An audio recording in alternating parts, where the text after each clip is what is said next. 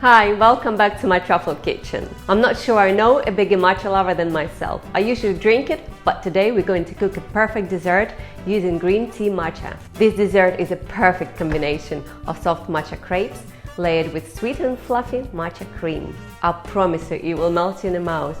So let's get cooking.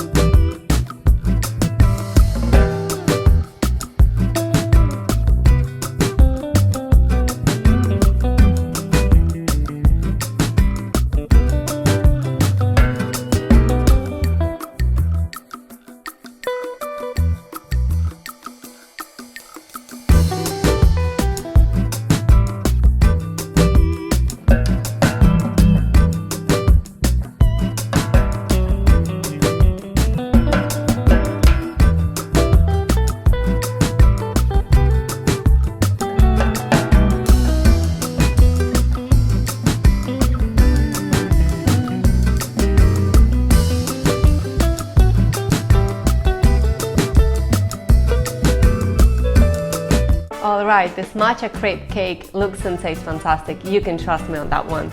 You will enjoy cooking it for yourself and your family. Check out other recipes on my channel and don't forget to subscribe. I'll see you in my kitchen next time.